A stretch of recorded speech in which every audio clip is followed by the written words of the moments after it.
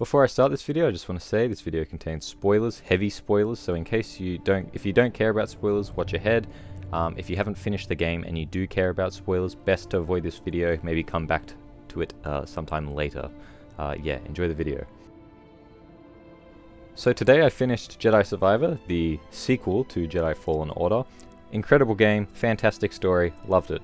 But yeah, upon finishing it, I was sort of left wondering, what's next? So I've got this little video here today just to talk about some of the potential predictions, well, my predictions for the potential sequel that we might get to Jedi Survivor. So I'll just go through them now. As I said at the start of this video, there are spoilers, very heavy spoilers, so do avoid that. And yeah, so we'll get right into it. So obviously, as we saw during Jedi Survivor, Cal sort of grew a lot as a character. Sort of, I guess he kind of saw that it's maybe okay to move away from his Jedi code. You know, he's not going to let it define him and stuff like that. He's going to grow and sort of be his own sort of person. Now, I can only imagine that would mean that would be his evolution to a Grey Jedi. So something like Ahsoka, where they've got the white lightsabers and stuff. So he'll probably have white lightsabers. We'll just have to see. And a part of that does also attach to my point on what I think the gameplay and story will be later, but I'll get back to that later. The second thing that I have to predict is that he'll probably be training Bode's daughter, Kata. As we saw at the end of Jedi Survivor, Bode had betrayed us and we eventually had to kill him. Cal didn't really want to, but that's just what sort of had to happen. And so now Cal is left with his daughter Kata.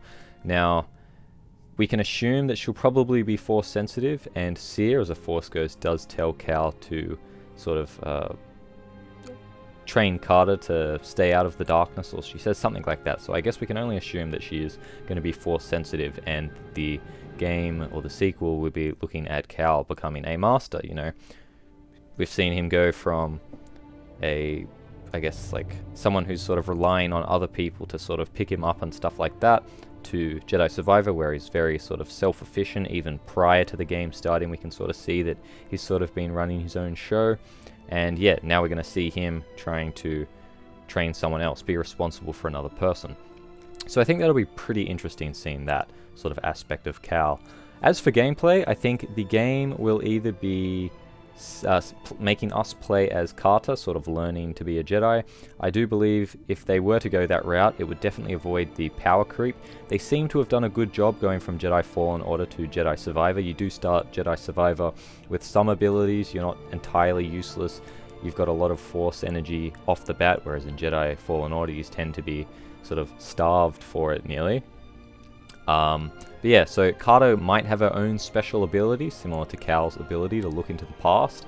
And look, that could either add gameplay or story aspects. We'll just have to see. I imagine they'll probably do something like that to make it a little bit more interesting, and sort of, instead of making it like a step back from whatever Cal's journey involved, you know, I mean, you do sort of need to up the ante each sequel. So I imagine she'll probably have some special ability there. We'll just have to see. Seeing that she is going to be sort of raised by Cal and Merrin, it seems, she might even learn like Night Sister magic, so we might even have like access to that. She might be able to teleport and stuff like that. We'll just have to see. The game might start with Cal, maybe, as the Jedi Master and you're teaching Kata, and then I'd say that the game might, if this is initially, if we don't start as Kata, we might go from Cal and then switch to Kata. Now, whether that means Cal might die or it'll just switch perspectives, we'll just have to see. I have a feeling they might go the route of killing Cal off. Maybe, can't say for sure though.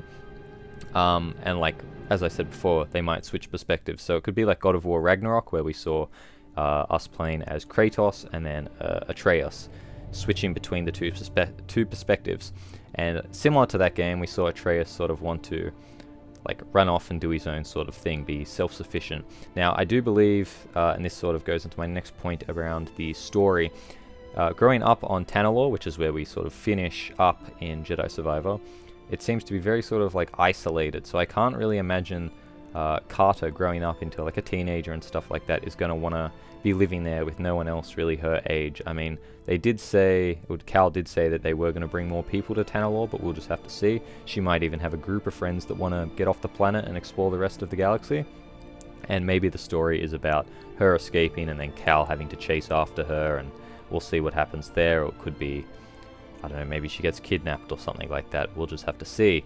But yeah, as for story, I do believe it would probably want to try and revolve around Cal and Merrin's relationship a bit more, and how they're raising Kata, seeing that they're sort of her carers now, and I guess like her parental figures, with Grease sort of being like her grandfather, I suppose.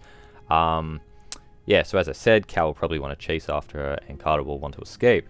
And I guess if that was the route they were going to go down, you could probably continue Cal and Merrin's story by having sort of Cal having to sacrifice Merrin or himself to save Kata.